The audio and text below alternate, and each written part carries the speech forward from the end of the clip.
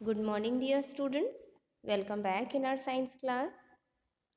This is the revision video of chapter 12, Soil Erosion and Conservation. So let us start. Today we are going to study about soil erosion.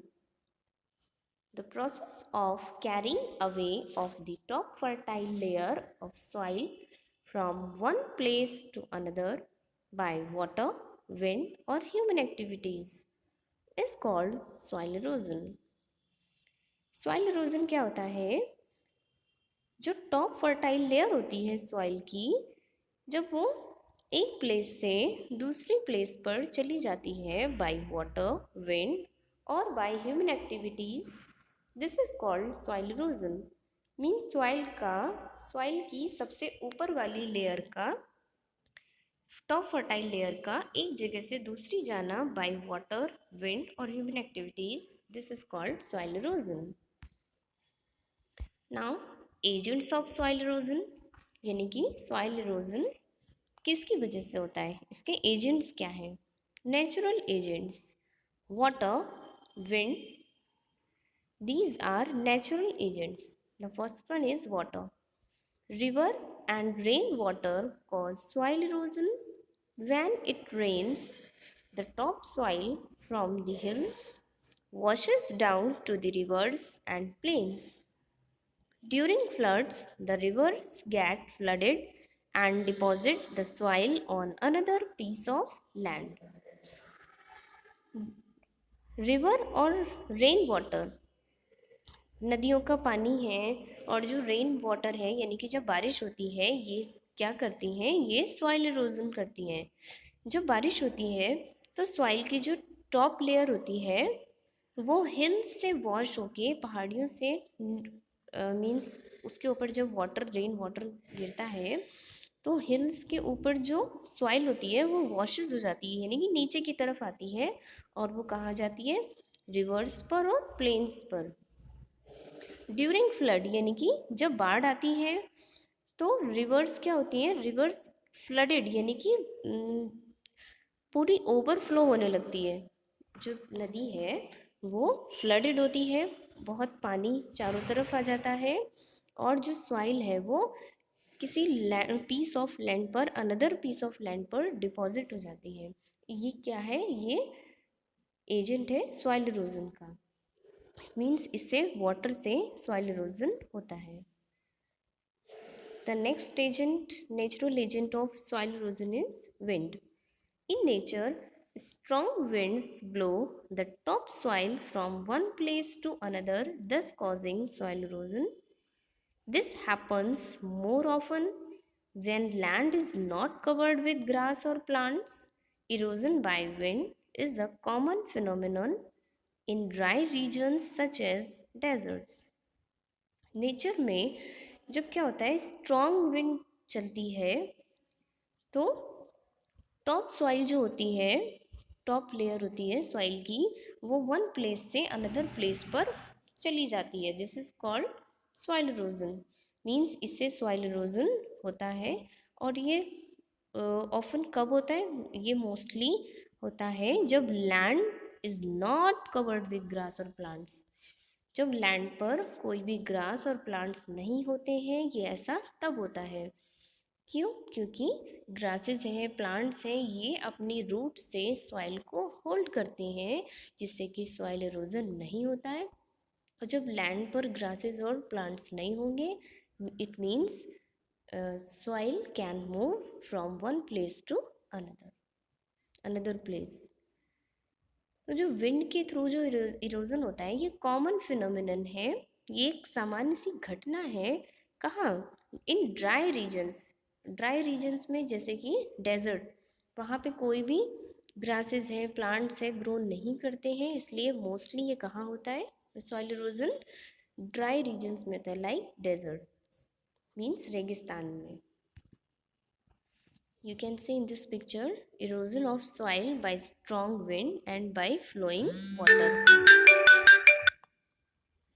ये जो erosion है, soil erosion, ये strong wind से भी होता है और by water से भी होता है। Now, the another agent of soil erosion is human activities. The first is deforestation. It is the cutting down of trees in large numbers. Man has cleared large areas of forest for his requirement of wood, living space, etc. This result in soil erosion. Human activities first है deforestation. ये क्या है? Deforestation means होता है cutting down trees. जब हम बहुत large number में ट्रीज को कट करते हैं, this is called deforestation. Man क्या कर रहे हैं? मैन जो आजकल आदमी है वो क्या कर रहे हैं कि ह्यूमन बीइंग अपनी ज़रूरतों को पूरा करने के लिए फॉरेस्ट के बहुत लार्ज एरिया को वो क्लियर कर रहे हैं, मीन्स काट रहे हैं, फॉरेस्ट को साफ कर रहे हैं, क्लियर कर रहे हैं. क्यों? अपनी ज़रूरतों को पूरा करने के लिए. जैसे कि उन्हें वुड चाहिए, लकड़ियाँ चाहिए, या फिर वहाँ पे लिविंग स्पेस चाहिए, रहने के लिए जगह चाहिए, तो उसके लिए लार्ज नंबर में फॉरेस्ट को काट रहे हैं. This result in soil erosion. इसकी वजह से क्या हो रहा है? Soil erosion. यानी कि कैसे हो रहा है? क्योंकि ट्रीज़ की जो रूट्स हैं वो सॉइल को टाइटली होल्ड करती हैं, वो पकड़े रहती हैं सॉइल को. अगर ट्रीज़ ही नहीं होंगे, प्लांट्स नहीं होंगे, तो soil means soil can move from one place to another place. यानी कि सॉइल इरोजन हो सकता है.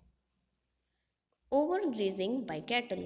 When animals reared by humans are left to graze on the same piece of land year after year, the land becomes bare. This results in soil erosion.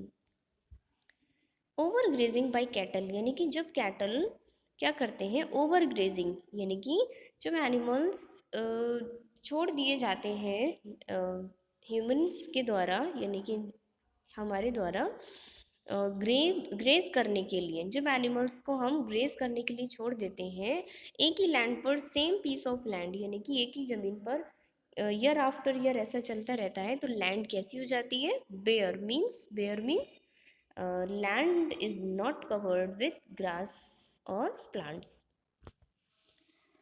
फिर क्या होता है? इससे सॉइल इरोजन होता है.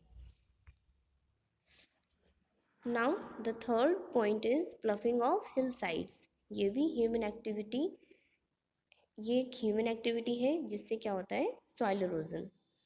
This loosens the soil and increases soil erosion.